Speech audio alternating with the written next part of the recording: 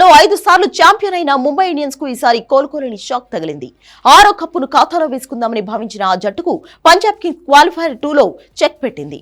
Batting లో బాగా ఆడిన ముంబై బౌలింగ్ లో మాత్రం చేతులెత్తేయడంతో 203 పరుగుల భారీ లక్ష్యాన్ని ఇంకో ఓవర్ మిగిలి ఉండగానే పంజాబ్ చేసేసింది.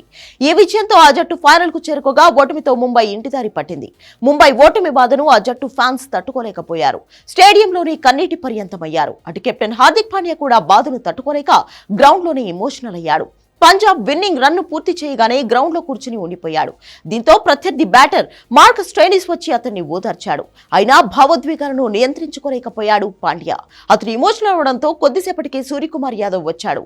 కంటి నుంచి ఉబికి వస్తున్న కన్నీళ్లను ఆపుకుంటున్న హార్దిక్ ను సముదాయించాడు సూర్య. పాండ్యాతో పాటు పలువురు ముంబై ఆటగాళ్లు భావోద్వేగానికి లోనయ్యారు.